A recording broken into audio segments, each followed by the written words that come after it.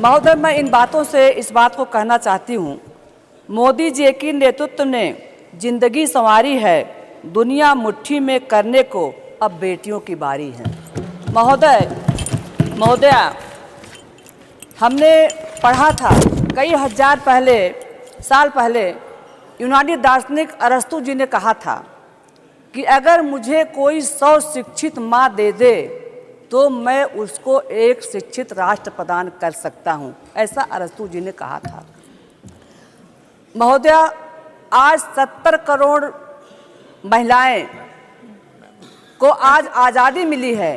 कहने की बात है कि 1947 में हमको आज़ादी मिली, हमारे संविधान में तमाम संशोधन हुए, हमको मूल अधिकार मिले, हमको मौलिक अधिकार मिले, वहीं पर हमको समानता का भी अधिकार मिला।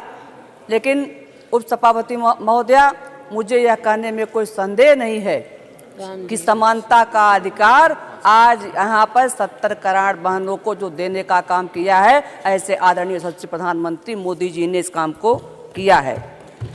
हमारे प्रधानमंत्री जी कहते हैं, महिला सब कुछ करने में सक्षम है, बशर्ते समाज एवं सरकार उनको आगे बढ़ाने में सहयोग दें। महिलाओं को जीवन के हर पड़ाव पर मदद करके भारत के वर्तमान प्रधानमंत्री जी ने दृढ़ संकल्प लेने का काम किया है। अभी हमारे एक कांग्रेस की हमारी बहन रजनी जी कह रही थी कि आप लोगों ने बिल को क्यों नहीं आपने पहले ये बिल क्यों नहीं लाया जब आपकी सरकार थी 2014 के बाद। तो हमारे आदरणीय सोनिया जी, आदरणीय राहुल जी बार बार पत्र लिखते रहे। मैं आपको ध्यान दिलाना चाहती हूँ, आप याद करिए, जब 10 वर्षों तक नेशनल एडवाइजरी कमेटी की चेयरपर्सन आदरणीय सोनिया गांधी रहीं तो उन्होंने इस बिल को सदन में क्यों नहीं लाया।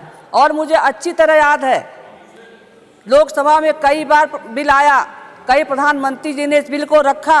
और मैं ये कहना चाहती हूँ, बहुत कम कार्यकाल में, अल्प कार्यकाल में हमारे देश के यशस्वी पूर्व प्रधानमंत्री स्वर्गीय अटल बिहारी वाजपेयी ने इस बिल को लाने का काम किया था।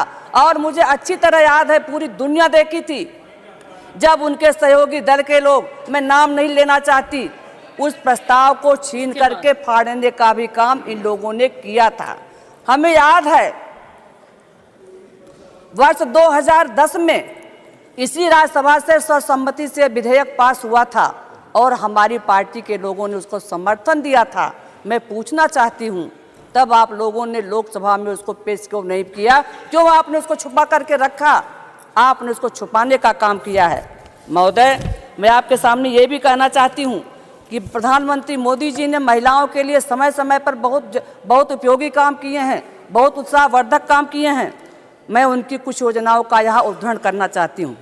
फिर सिलाई मशीन योजना, सुरक्षित मातृत्व आश्वासन सुमन योजना, बेटी बचाओ बेटी पढ़ाओ योजना, प्रधानमंत्री उज्ज्वला योजना, सुकन्या समृद्धि योजना, ऐसे बहुत से उदाहरण है जिसके आलोक में हम यह कह सकते हैं कि हमारे देश के प्रधानमंत्री जी ने महिलाओं के लिए बहुत उपयोगी काम किए हैं। महोदय, समग्र विकास का प्रयास सरकार कर रही है।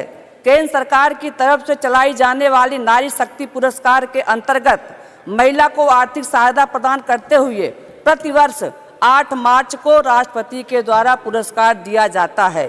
सर्वोच्च नागरिक पुरस्कारों में भी हम बीते वर्षों में महिलाओं की भागीदारी बढ़ते देख सकते हैं। मैं उदाहरण देना चाहती हूँ, 2021 में 119 में से 29 पुरस्कार महिलाओं को दिया गया, 2022 में 128 में से 34 पुरस्कार महिलाओं को पद्म पुरस्कारों से सम्मानित किया गया, जो कि आज़ादी के बाद सबसे बड़ी संख्या में यह काम किया गया।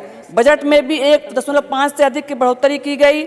महिला आज खेत से खेल तक, शिक्षा से रक्षा तक हमारी बहनें काम कर रही हैं। महोदय, मैं अभी अपनी बात को 5 मिनट का और समय दीजिए। आधी आबादी में हमारा हिस्सा है। अंतरिक्षयान की यात्री के रूप में पहली महिला कल्पना चावला, पहली महिला IPS किरण बेदी, पहली महिला शिक्षक फातिमा शेख, उड़न परी हमारी सामने बैठती आदरणीय PT उषा जी, और कलम क्रांति के क्षेत्र में पहला स्थान अमृता प्रीतम जी को आता है, जिनको साहित्य अकादमी पुरस्कार के साथ पद्म पुरस्कार से भी भूषित किया गया।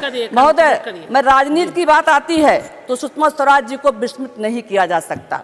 सुषमा स्वराज जी के साथ साथ हम सुचेता कृपलानी को याद करते हैं, हम सरोजिनी नायडू को याद करते हैं, हम बहुत सारी अपनी ऐसी बहनों को याद करते हैं जिनका योगदान रहा। हम लता मंगेशकर को नहीं भूल सकते, हम आशा भोसले को नहीं भूल सकते, हमारी महिलाओं ने क्या से क्या नहीं किया, सुभद्रा कुमारी चौहान को नहीं भूल सकते, महादेवी वर्मा को नहीं भूल सकते।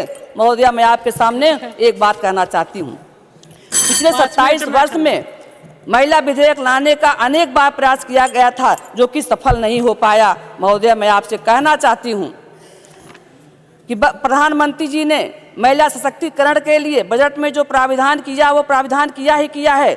बालिका विद्यालय को मंजूरी और हमारी महिलाओं को राष्ट्र निर्माण के लिए आगे बढ़ाने का जो काम हमारे प्रधानमंत्री जी ने किया है, उसको हम विस्मृत नहीं कर सकते।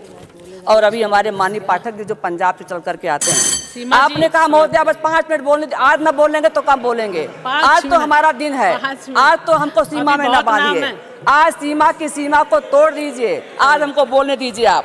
महोदया, मैं कहना चाहती हूँ, भी हमारे पंजाब के पाठक जी कह रहे थे कि महिला सुरक्षा को लेकर के दिल्ली में सीसी कैमरे लगाए गए हैं। महोदया, मैं कहना चाहती हूँ, महिला सुरक्षा सीसी कैमरों से नहीं हो सकता। महिला सुरक्षा हो सकता है अच्छी नीतियों के कारण, महिला सुरक्षा हो सकती है अच्छे परिणाम के कारण, महिला की सुरक्षा हो सकती है अच्छे संस्कार के कारण। मैं पूछना चाहती हूँ, बेटा रात को 2 बजे घर पे लौट के आए, कोई न पूछे कि बेटा तुम कहाँ थे। और अगर हमारी बेटी 1 घंटे में, आखिरी बात, और बेटी अगर 10 मिनट लेट में आती है तो हम पूछते थे बेटी आप कहाँ थे। तो मैं कहना चाहती हूँ, 7 मिनट हो गए, मैं आपसे कहना चाहती हूँ, 2 बात कह करके अपनी बात को विराम करती हूँ। महोदया बस 1 मिनट, एक लाइन महोदया, 1 लाइन, माननीय तिवारी जी 1 लाइन, 1 मिनट, मैं आपके सम्मान में कहना चाहती हूँ। मैं 1 लाइन, तिवारी जी बैठ जाइए, आपके सम्मान में बोल रही हूँ। माननीय तिवारी जी, आपका सम्मान सुनिए। आज मैं अपने भाइयों के सम्मान में एक बात कहना चाहती हूँ, आज मैं अपने भाइयों के सम्मान में एक बात कहना चाहती हूँ।